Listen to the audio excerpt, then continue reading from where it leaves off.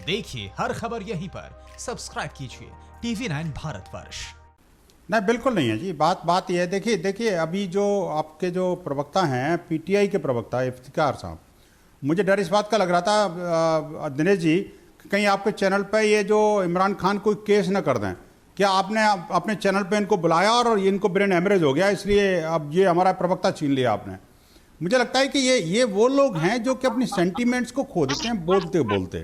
जो लोग बोलते बोलते अपनी सेंटीमेंट्स को खो देते हैं। इफ्तिखार साहब, इस तरह का अट्टहास हमारे यहाँ सोचिए, हमारे यहाँ राक्षसों को लगाते हुए हमने सीरियल्स में देखा है। आप शांत रहे।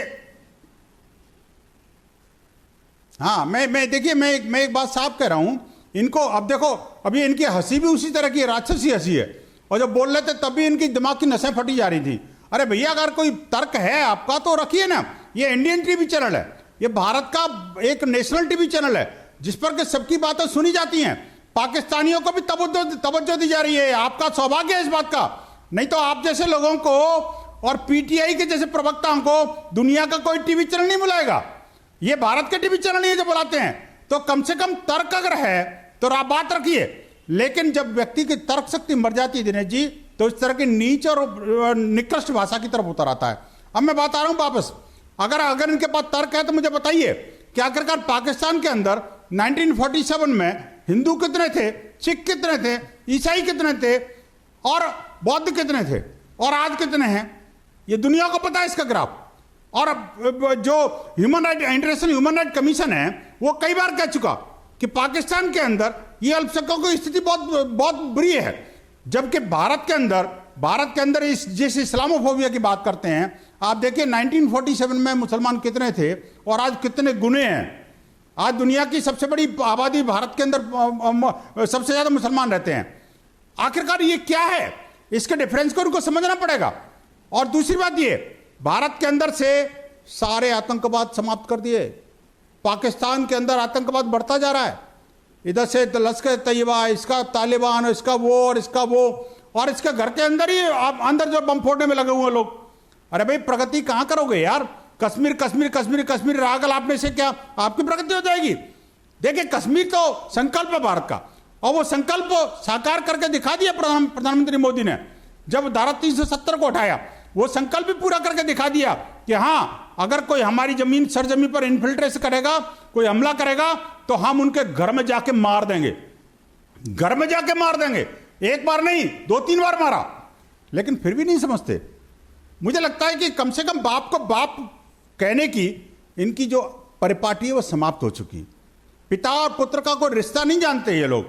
अरे सोचना चाहिए कि भारत ने आपको जन्म दिया, भारत के महापुरुषों ने आप जैसी कंट्री को जन्म दिया। नहीं, लेकिन अब सवाल ये है, सवाल ये है बंसल साहब कि अगर वहां पर ये सदाशयता दिखाई नहीं दे रही है और इस तरह के मौकों पर भी दिखाई नहीं दे रही है, जब ये लिहाज हो जाता था एक दूसरे का, दिवाली, होली और ईद पर कम से कम, तो अब आगे रुख क्या होगा? दे रुख तो साफ है, सटे साटम समाचरित। हमारी युद्ध नीति हमेशा कहती है, हिंदुत्व का जो सिद्धांत है वो कहता है कि हम पहला बार किसी पर नहीं करते, लेकिन अगर कोई छेड़ता है तो हम छोड़ते भी नहीं है। ये हमारा सिद्धांत है।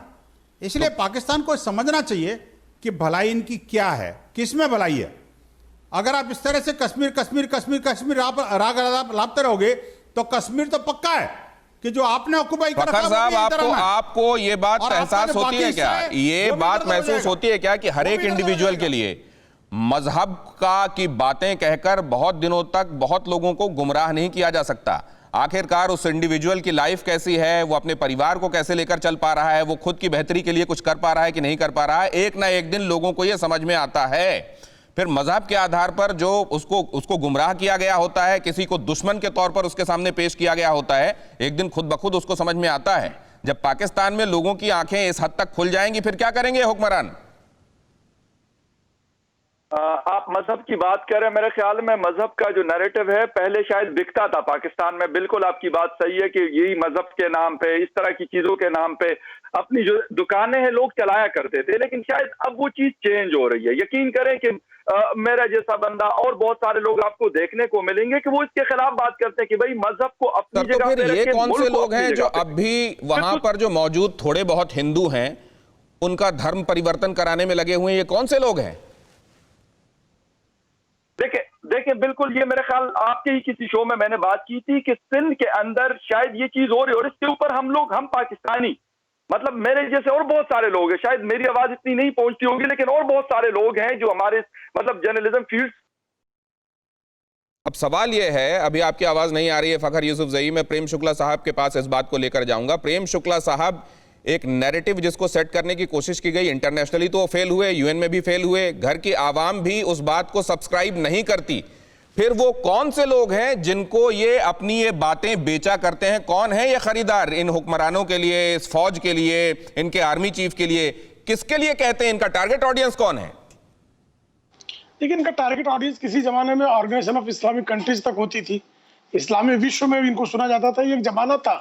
लेकिन आज उनको पाकिस्तान के बाहर कोई सुनने को तैयार नहीं है। बाजवा को पता है कि अगर अपने कार्यकाल को आगे एक्सटेंड करना है तो कश्मीर पर अब राजनेताओं को उनके दोष देना। आज जो बाजवा कह रहे हैं, ये कह रहे हैं कि कश्मीर के मामले में भारत की पॉलिसी अच्छी रही, पाकिस्तान की पॉलिसी खराब रही। ये इस बात को सिद्ध कर रहे हैं कि उनका पक्ष बहुत कमजोर है, जम्मू एवं कश्मीर अखंड होने वाला है, जो अंग उन्होंने कब्जा कर रखा वो भी छोड़ने की स्थिति आने वाली है, इसकी तैयारी करो, इस तरह की बातें शुरू कर दो, ताकि कल अगर मेरे कार्यकाल के दौरान पाकिस्तानी कब्जे वाले कश्मीर को, जिसका जो उसका हकदार है, जिसका वो अभिन्न अंग है, उस भारत में वो पूरी तरह से फिर आ जाता है नियंत्रण में, तो हमें कैसे अपना चेहरा ढकना, अपनी चेहरे को कैसे छिपाना, तो चेहरा छिपाने की उनकी कवायद चल रही है। अब एक जमाना ऐसा था, बख्शी जी बेहतर तरीके से बताएंगे, कि कश्मीर से बाहर इनका K2 प्लान चल रहा था।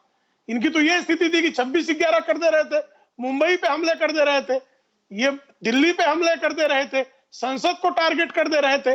अब इनको पता है कि हमने ऐसी गलती की नहीं कि चढ़ के मारा नहीं, तो ऐसी स्थिति में, और दूसरा उनको पता है कि हम अंतरराष्ट्रीय स्तर पर चीन के अलावा कोई उनका साथी नहीं है। चीन भली बात जानता है, चीन का जिसमें हित है वो करेगा। यूरोप इनके साथ है नहीं, सऊदी इनके साथ है नहीं, यूएई इनके साथ है नहीं, सिर्फ टर्की मलेशिया कभी कभी इनका जुबानी साथ दे देते हैं।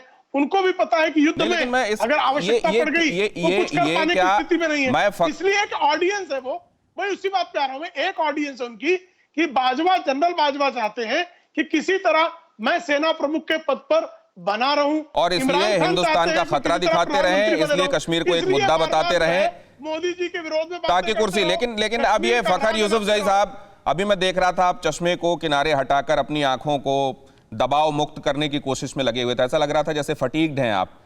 अगर आप चिल्ला के अपनी बात ना कहें, आराम से अपनी बात कहें और सही को सही कहें और गलत को गलत कहें, तो ये तनाव नहीं आएगा। फिर खुद ब खुद कुदरत आपका साथ देगी और आप एकदम फ्रेश महसूस करेंगे। अब मैं जो आपसे पूछने वाला हूं, मैं ईमानदारी से आपसे जवाब की तवक्को करूंगा। परवाह देश की, सोमवार से शुक्रवार रात 10 बजे TV9 भारतवर्ष पर।